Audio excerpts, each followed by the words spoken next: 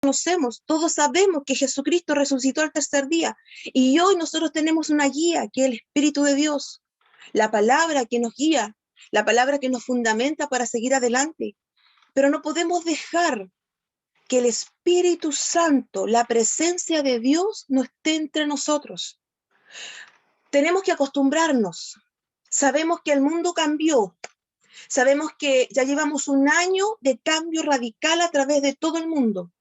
Las iglesias ya no están dentro de un templo físico, ¿cierto?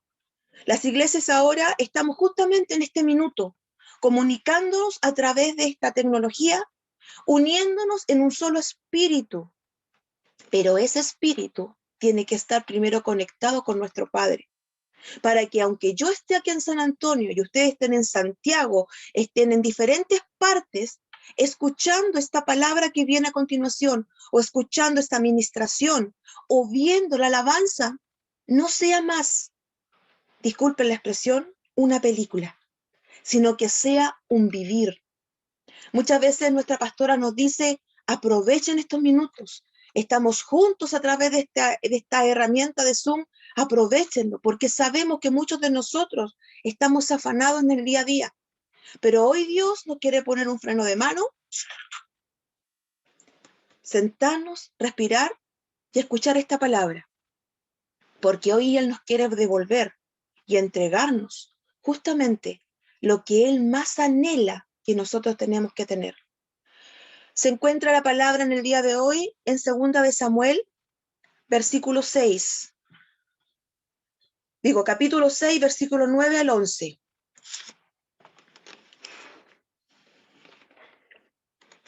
Si ustedes ya la tienen, yo sé que algunos tienen su Biblia en el celular y los otros que las tenemos aquí todavía, el libro, le vamos a leer. Sé que más de alguno de ustedes conoce esta parte, conoce esta historia tan maravillosa, tan hermosa, cuando este rey fue a buscar, no es algo, sino que realmente a buscar la presencia de Dios. Dice en 2 de Samuel, capítulo 6, versículo 9 al 11, dice así: en aquel día, David se sintió temeroso del Señor y exclamó: es mejor que no me lleve el arca del Señor. Y como ya no quería llevársela, el arca del Señor, a la ciudad de David, ordenó que la trasladaran a la casa de Obed-edom, oriundo de Gat. Fue así como el arca del Señor permaneció 3 meses en la casa de Obed-edom, de Gat. Y el Señor lo bendijo a él y a toda su familia. Padre, en esta hora te damos gracias por tu palabra. Gracias, Señor amado, porque ha sido leído, Señor amado, en este instante lo que tú nos quieres entregar. Sea Espíritu Santo hablando en esta hora. Sea entregándonos lo que tú nos quieras dar a cada uno de nosotros conforme la porción que tú nos quieras dar, Señor. A cada uno de los que estamos en este instante, que estamos unidos a través de esta plataforma Zoom, pero cada uno está en su hogar y en su intimidad, Señor, donde nadie los pueda ver, pero solamente tú estás con ellos, Señor. Que esta palabra, Padre, no sea simplemente más una historia, sino que sea una realidad viva, eficaz en cada uno de nosotros. Primeramente en mi vida, Señor, como también en la vida de mis hermanos, porque sabemos, Señor, que sin tu presencia nada podemos hacer. Padre, en esta hora, sé tú guiándonos y Espíritu Santo, sé tú en este instante dándonos, Señor, dándonos, Espíritu de Dios, tu revelación a esta palabra, en el nombre del Padre, del Hijo y del Espíritu Santo. Amén. Sé que muchos de ustedes conocen esta historia. Sé que todos sabemos lo que el rey David hizo cuando pasó estas circunstancias. Pero antes de poder explicar lo que significa o lo que pasó en este minuto, en este texto, en esta parte de la palabra, no podemos quedarnos sin retroceder en el tiempo y ver por qué pasó o por qué sucedió que David tuvo temor y exclamó con temor que él no se llevaba el arca de Dios. ¿Por qué? Primero que todo, ¿por qué el arca de Dios no estaba en el pueblo de Israel? ¡Wow! ¿Por qué el arca, que era la presencia de Dios, la gloria de Dios, no se encontraba en el templo en ese minuto de Silo, donde estaba cuando tenía que estar justamente ahí? ¿Por qué ya no estaba en el pueblo de Israel? ¿Por qué no estaba con su pueblo, con el pueblo que adoraba a Dios? ¿Por qué? Tenemos que retroceder justamente en Primera de Samuel, capítulo 4. No voy a decir versículo porque vamos a narrar lo que significa toda esta historia. Debemos retroceder esta historia porque el pueblo de Israel perdió en esas circunstancias el arca de Dios, el arca del pacto. ¿Cuándo fue esto? Se relata que en ese minuto el pueblo de Israel tenía una batalla con los filisteos. ¿Ya? Fue una batalla con los filisteos y la primera batalla que ellos tuvieron con los filisteos, ellos perdieron la batalla. ¡Wow! Pero ¿cómo nosotros íbamos a perder la batalla? ¿Cómo nosotros, el pueblo de Israel, estamos perdiendo justamente lo que no había sucedido por mucho tiempo? ¿Por qué lo estamos perdiendo? ¿Y saben lo que pasó? Cuando los ancianos de Israel supieron de lo que estaba pasando, tomaron una decisión y se preguntaron por qué habían perdido la batalla Israel si Dios, el Dios Todopoderoso, estaba con ellos. ¿Y saben qué decisión tomaron? Ellos tomaron sacar de donde estaba en el santuario de Silo, donde estaba ahí Elí resguardando con sus hijos el arca del pacto, tomaron la decisión de sacar el arca físicamente y llevarla con todo justamente al centro de batalla, al campamento de batalla, así como lo había hecho Moisés y como lo había hecho Josué. Pero ahí simplemente llegó sola el arca. No, el arca fue resguardada por los hijos de Elí, los cuales se llamaban Ofni y Fines, los cuales llevaron justamente esta arca. Y cuando el arca llegó al campamento, se sintió unos gritos de alegría y se estremecieron. ¡Guau! Llegó el arca. Y los filisteos que estaban ahí en ese lugar que se llamaba Afec, sintieron ese ruido y tuvieron temor, tuvieron miedo de la circunstancia que estaba pasando y sintieron y tomaron más fuerzas para la pelea. No tienen que olvidar algo. Los filisteos tenían una cultura griega con respecto a las batallas. Ellos no simplemente peleaban con la pura espada. Ellos no simplemente peleaban aquí voy. No, ellos tenían la cultura de pelea a los filisteos como los griegos, que se vestían con el casco, que tomaban la coraza, que tenían una protección más allá. Y ellos sabían de lo que Dios había hecho con el pueblo de Israel y el arca del pacto. Ellos sabían que podían perder, pero ellos tomaron la fuerza porque ellos iban con un objetivo que era ganar esa batalla. E Israel pensó que al momento de que estar el arca del pacto en ese lugar, físicamente ellos iban a ganar. Pero hermanos, les cuento que lamentablemente el pueblo de Israel perdió nuevamente y en forma devastadora. Fue tan grande la pérdida que tuvieron que muchos de los soldados de Israel murieron en ese lugar. Pero lo más terrible de todo es que cuando ellos perdieron la batalla, no fue simplemente perder la batalla, en ese lugar murieron los hijos de Elí.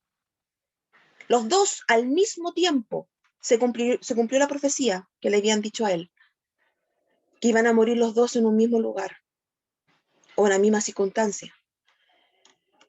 Ellos murieron ahí y el arca, entre comillas, estaba sin la protección o sin, más que nada, las personas que tenían que cuidarla. ¿Y sabe lo que hicieron los filisteos? Sí, la tomaron. La tomaron como trofeo. La tomaron como trofeo de batalla, porque eso es lo que hacían, tomar trofeos de batalla o riquezas de batalla para poder llevársela a su ciudad. Pero aquí podemos ver una cosa más terrible todavía. Más que los filisteos tomaron en sí el arca físicamente, aquí pasó algo en el pueblo de Israel que marcó a muchos. Uno de los soldados en el mismo capítulo 4, de los que sobrevivieron, salió corriendo, subiendo esa montaña para poder llegar a avisar al pueblo de Israel que habían perdido la batalla y el arca de Dios se la habían llevado. Él no fue un camino recto, era un camino en su vida. Él llegó tan cansado, él explicó y entregó esas noticias que la gente empezó a sentir angustia. Y cuando llegó donde Elí para avisarle lo que había sucedido, él le explicó que sus hijos habían fallecido en ese minuto. Pero sabes que Elí, la reacción de él no fue simplemente saltar a llorar por sus hijos, sino que cuando este varón le dice, perdimos el arca fue capturada por los filisteos. La impresión de Elí de sentir que el arca de Dios, la gloria de Dios, la habían tomado y se la habían llevado, él ya tenía sus años de vida, pero fue tanto el impacto que dice la palabra de Dios que él se cayó de su silla, se fue de espalda, se cayó de su silla y al caerse de su silla se murió. Fue tanto lo que pasó que él falleció. Él falleció en ese instante. Y a la verdad, él sintió que todo se había terminado, que todo había acabado, porque la presencia de Dios no estando en la vida de él, ¿qué hacía él? Pero fue más allá todavía. No simplemente como él como sacerdote había perdido la presencia de Dios, sino que todo el pueblo de Israel. Aquí pasó algo también que marcó un antes y un después de una mujer. Una de la nuera de Elías supo de la noticia que su cuñado había fallecido, que su esposa había muerto y que su suegro había muerto, y que más todavía habían capturado el arca del pacto. Ella estaba encinta. ¿Y sabe lo que pasó con ella? Empezó a tener un proceso de parto, empezó a dar a luz, pero fue tanto lo que ella sentía, la angustia, la agonía, que en ese minuto las mujeres que estaban ahí le decían, están haciendo tu hijo, ¿cómo se va a llamar? Y ella no atinaba a sentirse alegre porque estaban haciendo de ella un hijo. No, ella estaba angustiada y agobiada porque el arca del pacto ya no estaba con ellos. Y le puso en su nombre Icabod, y que significa la gloria ha partido. Esta mujer, no siendo la que cuidaba o la que protegía el arca y la que estaba ahí, sino que era la esposa de uno de los sacerdotes que estaban cuidando el arca, ella sintió ese gran dolor de la partida del arca y la presencia de Dios. y que le colocó a su hijo, la gloria ha partido. ¿Ustedes sienten el dolor de esa mujer? Que ni siquiera su hijo le dio la alegría de que estaban haciendo, de lo que estaba pasando, sino que para ella fue más grande perder justamente la presencia de Dios en el pueblo de Israel. Esto se encuentra en Primera de Samuel, capítulo 4, versículo 19 al 22, si alguien está notando. El pueblo de Israel perdió la presencia de Dios, perdió el arca. Pero el arca, ¿qué pasó con ella? ¿A dónde se quedó? ¿A dónde se fue? El arca fue tomada por los filisteos y fue llevada, ¿ya? Como un troceo de su vida, de ganamos la victoria contra el pueblo de Israel y aquí tenemos justamente el poder que a ellos les da para poder ganarnos a todos nosotros. Lo tomaron y se lo llevaron, pero no sabían que no era simplemente un arca física, sino que estaba la presencia de Dios en ese lugar. Ellos en el capítulo, en Primera de Samuel, capítulo 5, relata justamente lo que yo les voy ahora a resumir, lo que pasó. Ellos llevaron al templo de Dagón el arca de la presencia de Dios. ¿Y saben lo que sucedió? Al día siguiente que dejaron el arca, la estatua de Dagón, al otro día, la encontraron en el suelo boca abajo y al frente del arca de Dios.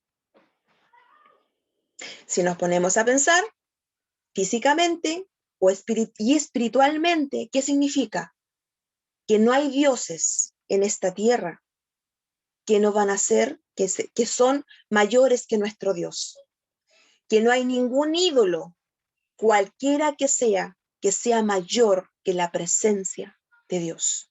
No lo hay, porque todo lo que rodea y todo lo que respira, dice la palabra de Dios, alaba a Jehová. Levantaron la estatua y al día siguiente, ¿saben lo que sucedió? Nuevamente pasó lo mismo, pero ahora la cabeza del dios Dagón estaba sobre el umbral. Su cabeza y sus manos estaban por separado y estaban sobre el umbral.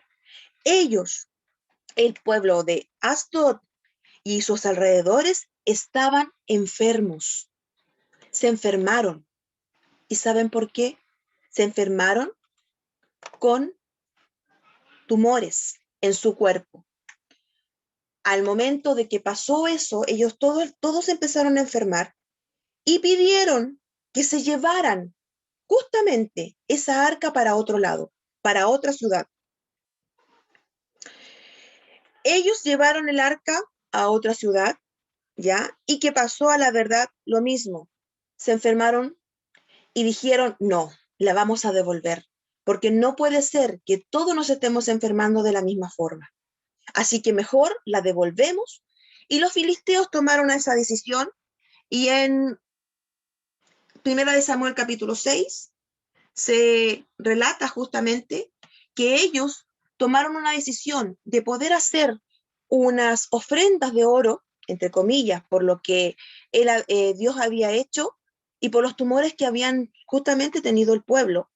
Y se los colocaron en el arca y lo pusieron encima de una carreta y las vaquitas se fueron a un pueblo llamado Bet Semes, ¿ya? En el cual llegó el arca justamente. Ellos dijeron, si esto es de él, este ganado, estas vaquitas van a llegar justamente solas en ese camino y van a llegar a ese lugar y él se va a llevar esta arca. ¿Qué pasó? Justamente, esta arca fue llevada hasta ese lugar, ¿ya? Y en este pueblo, ¿ya? Avisó que el arca estaba ahí y que los filisteos la habían devuelto y que la vinieran a llevársela. Ellos fueron a Beset y la llevaron el arca a Abid-Nabad, me cuesta pronunciar, ¿ya? Un levita. Y ahí quedó, en la casa, dice la palabra de Dios, que está en la loma, ¿ya? Y la consagraron a su hijo Eleazar.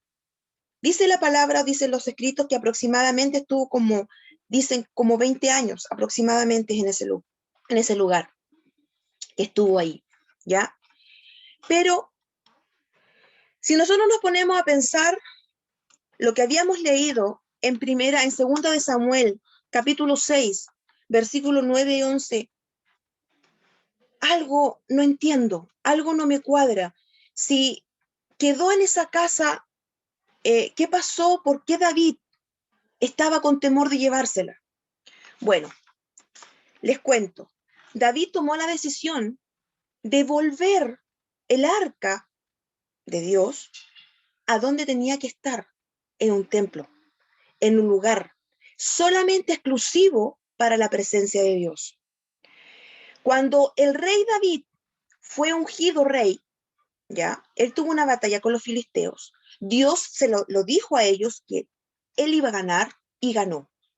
Él no esperó más y él preparó a unos hombres, eran 30.000 hombres, justamente para ir a buscar el arca de Dios, la presencia de Dios, para que pudiera estar donde correspondía, en el medio, o por decirlo así, donde estaba su pueblo.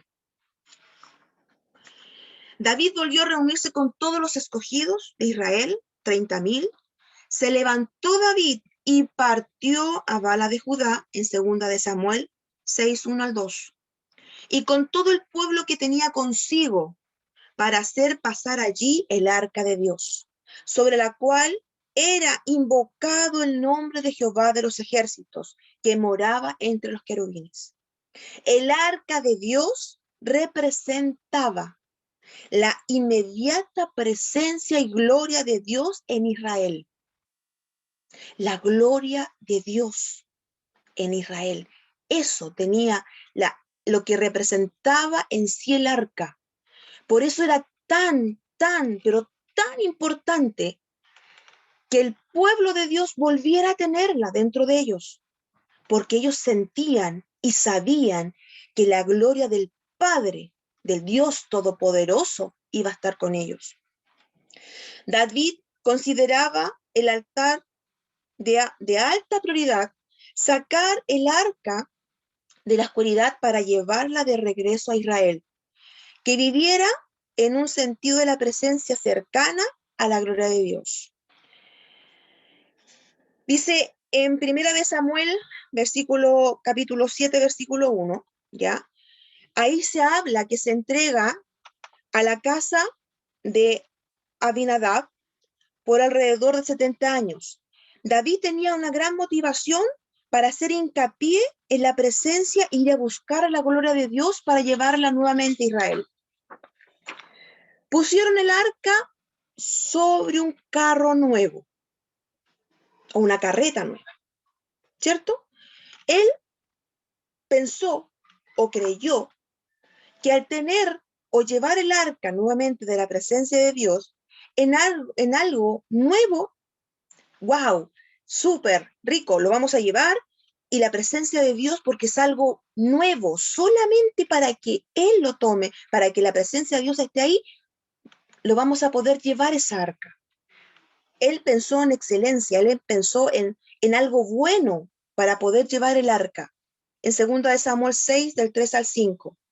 La llevaron, dice, a la casa de Abinadab, que estaba en el collado, y sus hijos, Usa y Ahio, hijos de él, guiaban el carro nuevo.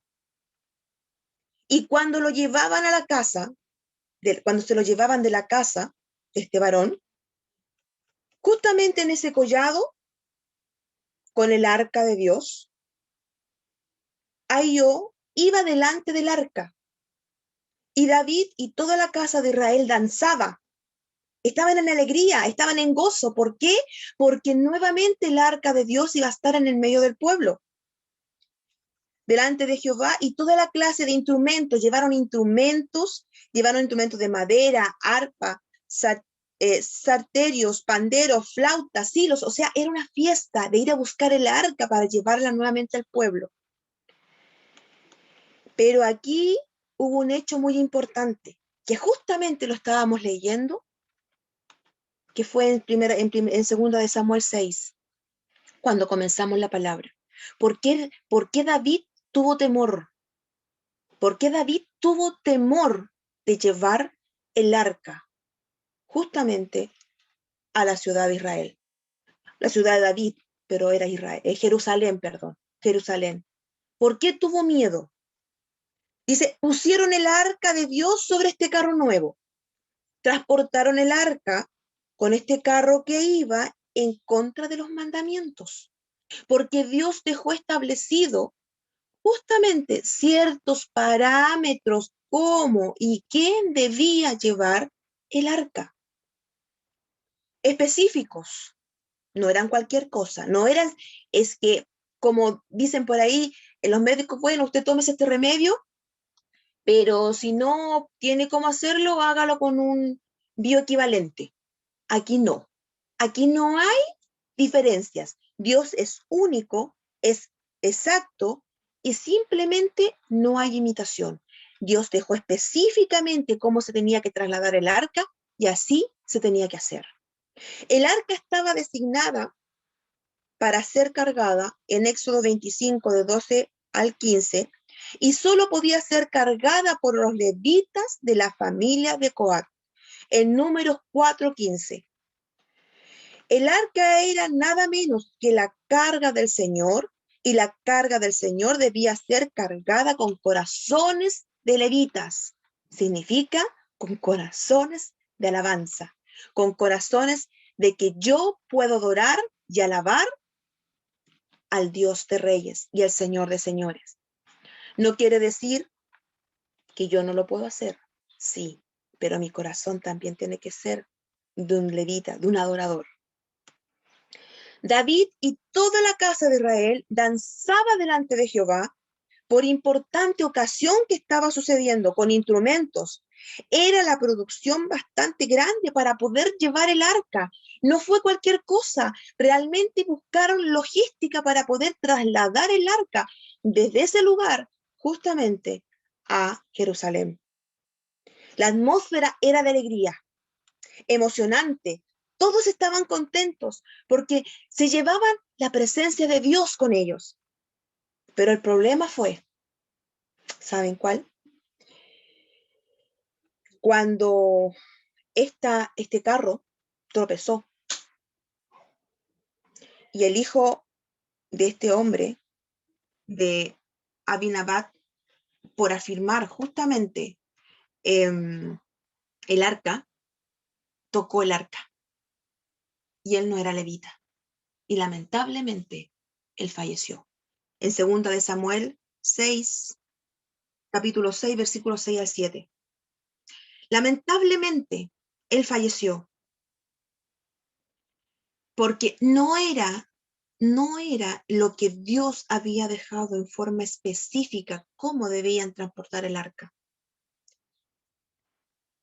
Dios siempre ha dejado establecido en nuestra palabra, en la palabra que nosotros estamos hoy leyendo, hoy escudriñando, la forma que tenemos que vivir, la forma que tenemos que seguir y la forma que tenemos que ser para poder ser un verdadero adorador.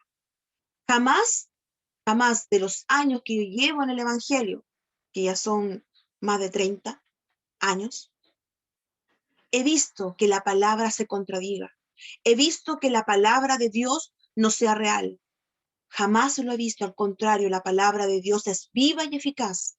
La palabra de Dios, por algo Él la dejó a nosotros, para que cuando Él nos hablara y nos dijera antes de tiempo, en el momento o hacia el futuro, la pudiéramos tener como viva y no simplemente como guardada.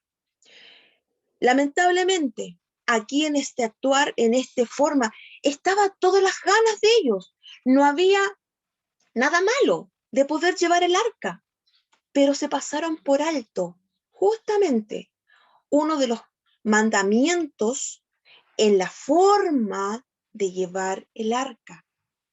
Y es ahí que hubo justamente estas circunstancias que Usa falleció. Y es aquí justamente que el rey David tuvo miedo. Por eso dice la palabra, aquí, aquel día David se sintió temeroso del Señor y exclamó, es mejor que no me lleve el arca. Tuvo temor, porque él pensó simplemente que por llevarla no pasaría nada, pero al contrario, él vio el poder de Dios, él vio que justamente a alguien que no era como Dios quería que fuese, tocó esa arca y falleció. Pero David no se quedó ahí. No, no fue de esos que tengo temor y ahí me quedo y no me mueve nadie de aquí. No. Dice, David reacciona con tristeza y enojo también, porque él el tener tenía todas las ganas de poder llevar nuevamente la presencia de Dios al pueblo de Israel. En 2 de Samuel 6, 8 al 9. Se entristece David por haber herido a Jehová, dice a Usa, porque se murió este joven, ¿ya? Pero David se entristece y estaba confundido, se confundió, porque no sabía qué hacer.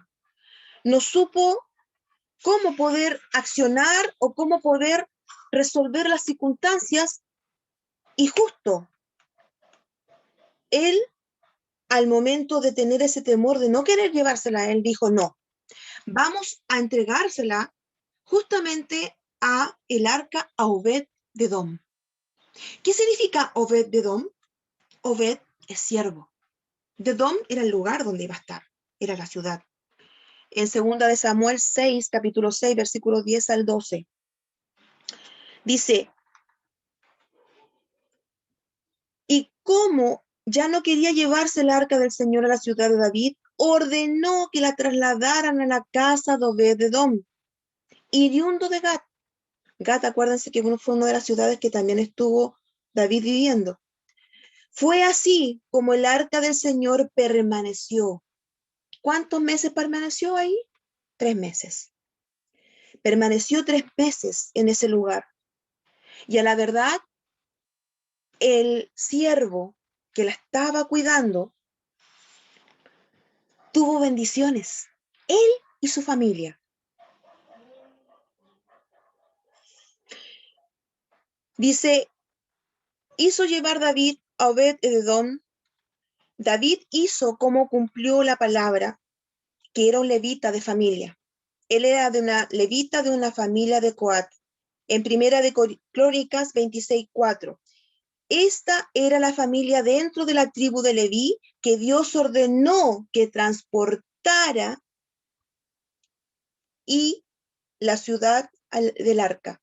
En Números 4:15. Él no se la estaba entregando a alguien cualquiera. No sé si me entienden. Tenía que ser un levita o descendencia de los de levitas. ¿Por qué? Porque el levita, ¿qué es lo que hace? Vuelvo a la esencia de la adoración. El levita, ¿qué es lo que entrega? El levita no solamente alaba con música, sino que entrega su corazón a Dios al momento de adorar. Y Dios siempre quiere que la gloria de Dios, la gloria de Él, esté justamente en las personas que entregan su corazón hacia Él. El arca llega con éxito a Jerusalén. En 2 de Samuel, capítulo 6, versículo 12 al 15. Lo vamos a leer, ¿ya? Dice, en cuanto le contaron al rey David que por causa del arca del Señor había bendecido a la familia de Obed-Edom y toda su hacienda, David fue a la casa de Obed-Edom en medio de gran algarabía y trasladó el arca de Dios a la ciudad de David, Jerusalén. Apenas habían avanzado 6 pasos. Escuchen este detalle.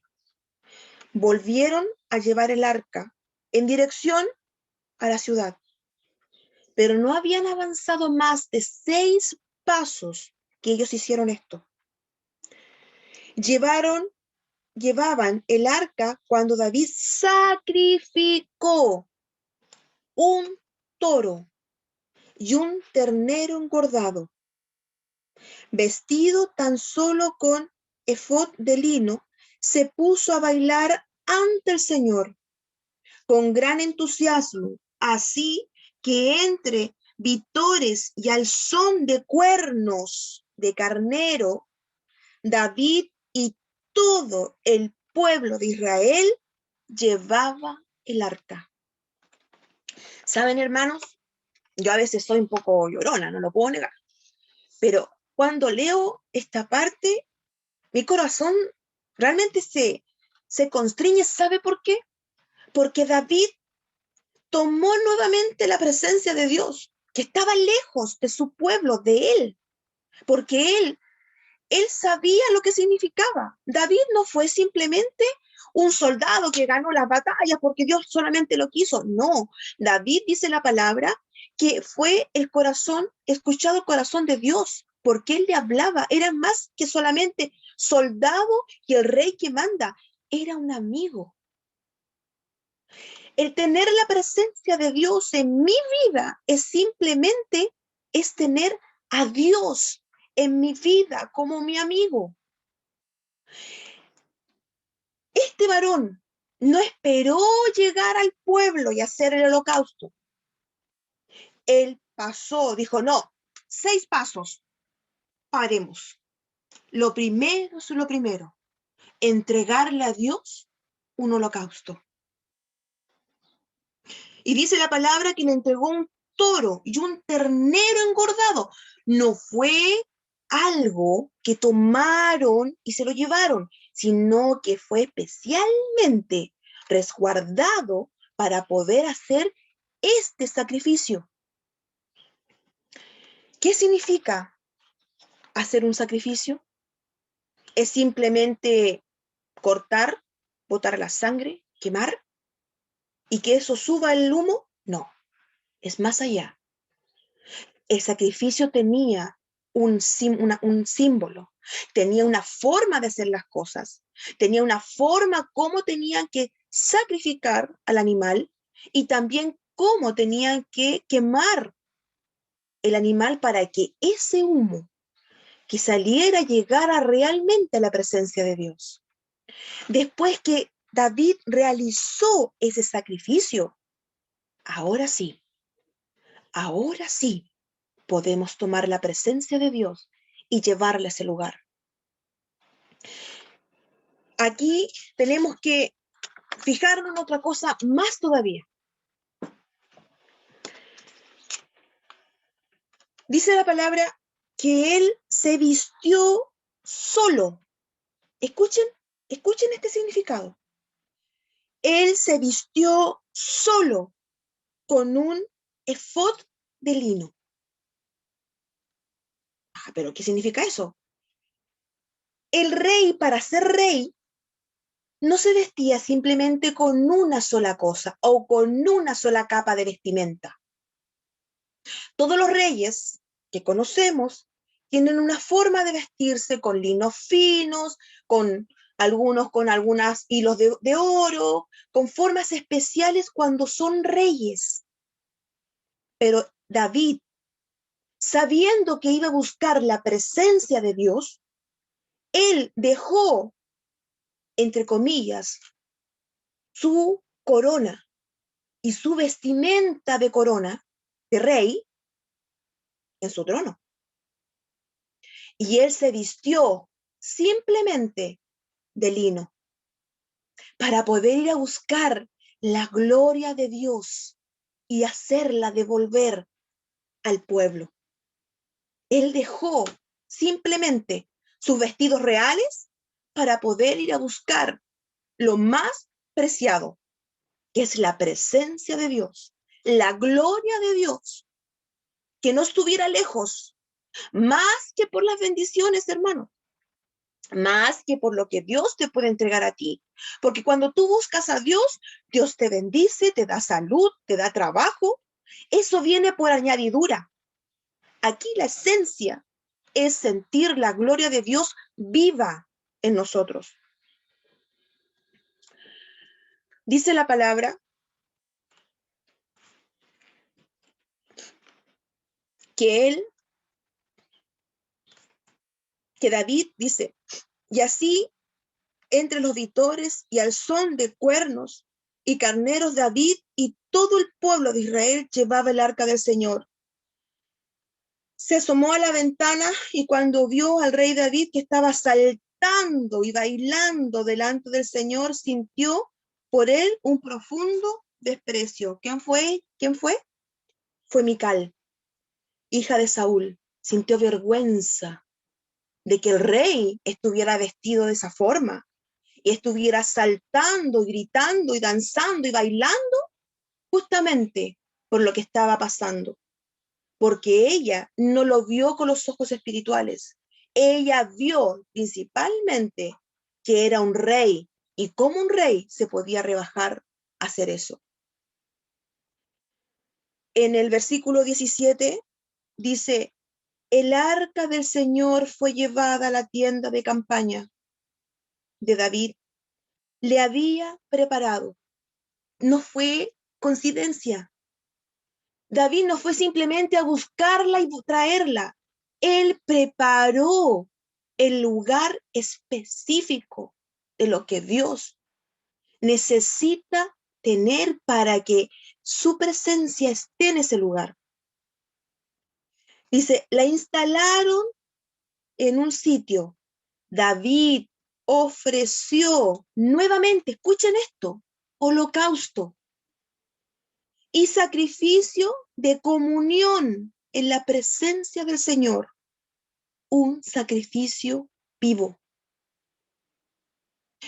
Cuando salió de la casa de Obed-edom, hizo un sacrificio de adoración, de gratitud. Tenemos la presencia de Dios. Pero ya cuando estaba la presencia de Dios en medio del pueblo, David hizo un sacrificio de comunión, de tomar la presencia nuevamente a que quedara en ese lugar en medio del pueblo de Israel. No fue simplemente en gratitud, sino que la palabra de Dios dice en comunión justamente con la presencia del Señor. Después de ofrecer los holocaustos y los sacrificios de comunión, David bendijo al pueblo en el nombre del Señor Todopoderoso y a cada uno de los israelitas que estaban allí congregados, que eran todos una multitud de hombres y mujeres. Le repartió pan, una torta de dátiles y una torta de uvas de pasas. Y después de eso, todos regresaron a la casa, justamente porque ya podían estar tranquilos que la presencia de Dios estaba en el pueblo de Israel. Si ustedes se ponen a pensar y se ponen a ver todo lo sucedido, no es simplemente coincidencia, no es simplemente, David lo hizo porque tenía que hacerlo, no. El primer holocausto fue justamente de gratitud porque volvieron a tener la presencia de Dios en sus vidas, en ellos para poder llevarla al pueblo. Y el segundo, ya cuando la presencia de Dios estaba en el lugar, ahí Él hizo un holocausto de comunión. ¿Saben? Yo les quiero decir algo, pero muy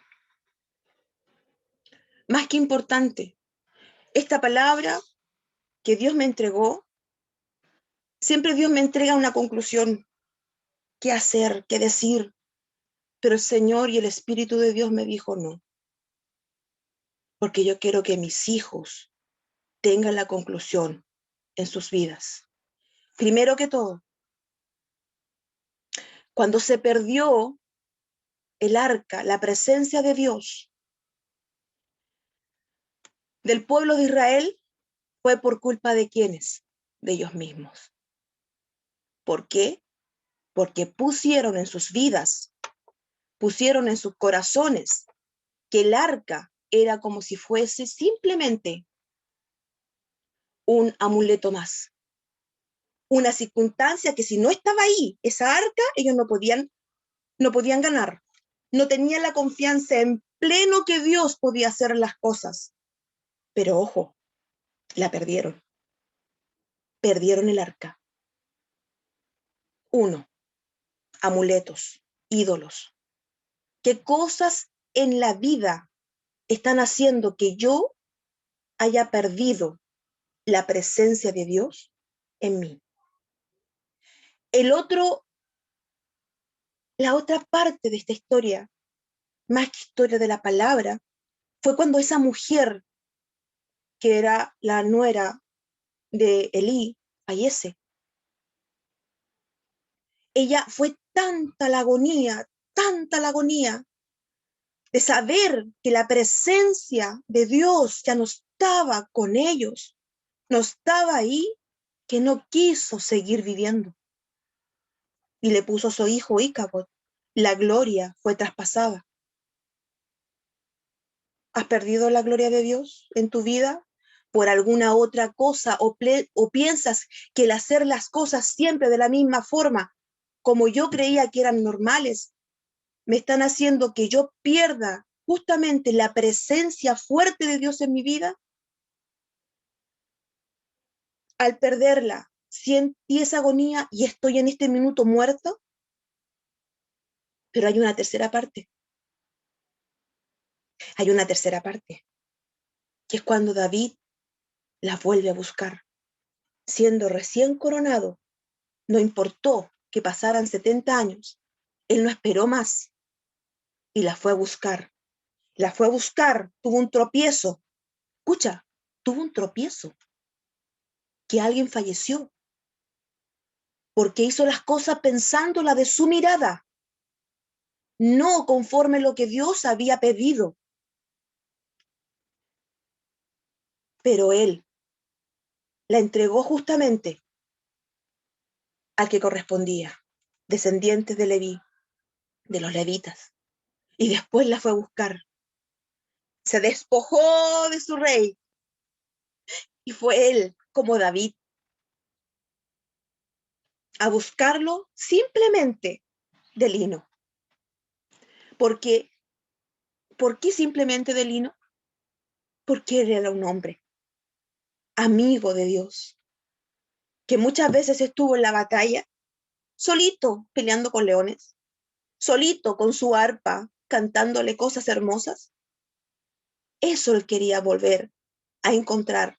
No el rey pomposo, no el súper soldado que ha ganado las batallas, sí lo es, pero él quería demostrarle a Dios que él era él, que le iba a buscar la presencia de él para traerla nuevamente en medio del pueblo. Aquí la palabra dice que él, después de haber hecho el holocausto de comunión, este holocausto vivo de volver nuevamente a tener la presencia de Dios en medio del pueblo, él, David, bendijo al pueblo en el nombre del Señor Todopoderoso. Él no lo dijo, yo los bendigo, no, los bendijo en el nombre del Señor Todopoderoso. Y dice que repartió pan, o sea, hubo una cena. Él cenó con todos ellos. Los bendijo y entregó una bendición de compartir justamente la alegría de tener la presencia de Dios. ¿Sabes? Dios lo que hoy quiere dar y hoy quiere entregar, que aunque tengamos que estar justamente en este medio, que es a través de un teléfono o a través de un computador o a través de, no sé, de un tablet, no dejemos de perder el poder sentir la presencia de Dios, de poder palpar, el poder degustar la presencia de Dios. Este es nuestro minuto, este es mi minuto que yo puedo compartir con mis hermanos. No los puedo abrazar, no puedo abrazar a la Geo, no puedo abrazar a la Cristina, que la estoy viendo, y al hermano William, a los pastores, no los puedo abrazar porque estoy a kilómetros. Y el anhelo de mi corazón es estar cerca. Pero si Dios puede llenarme con su presencia, si Dios puede nuevamente yo sentir ese holocausto en comunión con Él, ese holocausto vivo. Hoy, la pregunta del millón: ¿en qué fase estás tú? ¡Wow! ¡Qué fase! No sé, una palabra que ya ha sido muy conocida.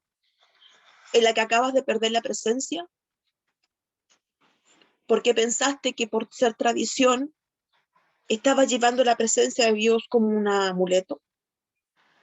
En la fase en la cual tu vida en este instante está en agonía porque perdiste la presencia de Dios y no sabes cómo resucitar,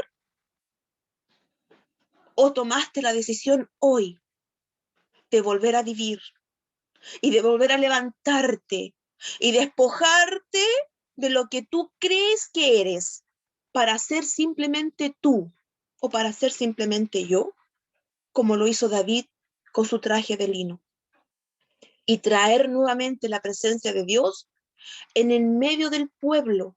Pero hoy día no es en el medio del pueblo, es en el medio de dónde, de aquí, de mi templo. Yo soy el templo de Dios hoy. No es el que me rodea, no es el que me da la mano, soy yo. Yo soy el templo vivo, yo soy el templo que Dios quiere que esté viva y que adore en espíritu y en verdad. Yo soy la que tiene que estar en ese holocausto continuo de comunión viva, pudiendo adorar a Dios y bendecir a otros, pudiendo tener la comunión con el Padre, comiendo el pan, tomando justamente esas tortas de esos frutos. ¿Dónde estoy? ¿Qué estoy haciendo? ¿Sabes? Viene una alabanza ahora.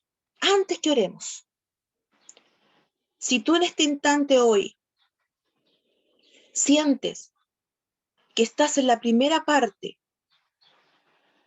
y estás justamente teniendo otras cosas en prioridad que la presencia de Dios en tu vida, con esta alabanza no la escuches solamente, vívela, vívela y ríndete a Dios, ríndete al Padre, ríndete al Hijo, y por sobre todo, deja que el Espíritu Santo llene tu corazón. Si el hermano que está al otro lado te está mirando, que está llorando, que está levantando los brazos, no importa. Aquí el que más interesa es que yo agrade a mi Rey, a mi Padre. El hermano que está al lado mío, en este celular, que yo en este minuto estoy viendo al pastor Nicolás y estoy viendo a la Geo y a la Cristina, me van a ver a mí. Pero no importa. Aquí lo que más importa es lo que yo hoy día voy a hacer para adorar al Rey. Si tengo que pedir perdón por pecado, lo pido. Si tengo que pedir perdón por no haber hecho algo y simplemente me hice la lesa, lo pido. Si le pido perdón a Dios por no dejarlo realmente morar en mi vida, la gloria de Dios, yo quiero explicarte algo, la gloria de Dios no viene de afuera hacia adentro. No es porque alguien me unja, simplemente, no. La gloria de Dios está aquí y de aquí sale porque tú eres el templo de Dios. La gloria de Dios está aquí porque Jesús está morando en ti. La gloria de Dios está aquí adentro y de aquí mana hacia afuera y rebosa como una copa cuando es llenada. O una fuente, esas fuentes que antiguamente habían en las plazas que ahora ya casi no se ven, que saltaba agua y rebosaba y caía y se bajaba y uno veía cómo corría esa agua. Esa fuente eres tú, esa fuente soy yo. Si hoy hay algo, no importa, una enfermedad, un dolor, una angustia, una rabia, una amargura, cualquier cosa que te está haciendo, que justamente se te esté haciendo que la presencia de Dios no esté en tu vida, o si hoy es más grave todavía, solo Dios lo sabe, yo no lo sé. Has sentido que la presencia de Dios ya no está y te estás muriendo. Pídele a Dios hoy día que te la vuelva a dar y que vuelva a llegar a estar en el medio de tu templo. Que Dios te bendiga, Carolina, con la alabanza.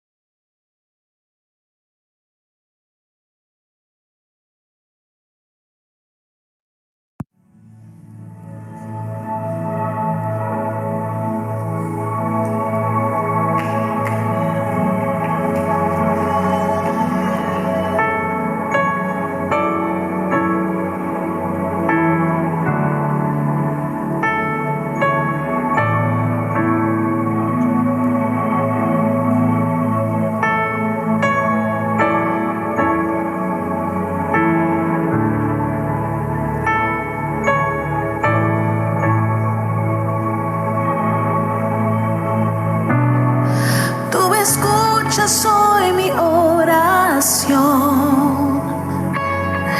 aun siendo yo un pecador,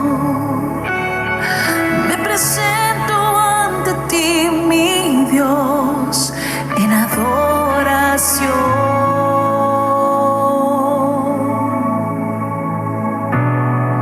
Que tu templo sea mi corazón.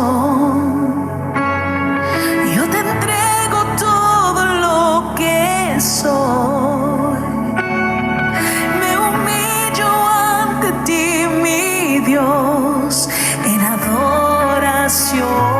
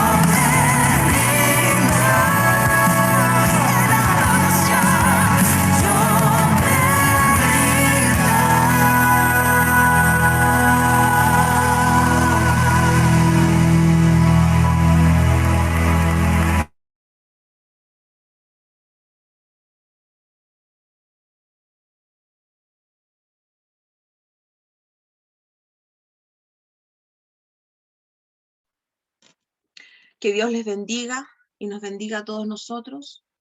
Esta alabanza, ¿se dieron cuenta de lo que decía? Yo me rindo, que mi vida se rinde ante tus pies, que mi vida se rinde delante de ti. Quiero ser sacrificio vivo delante de ti. No importa lo que haya pasado, no importa lo que hemos vivido, no importa. Sé que hemos vivido cosas difíciles y las estamos viviendo. Yo en este minuto estoy viviendo una circunstancia compleja, no solamente a nivel familiar directo, sino que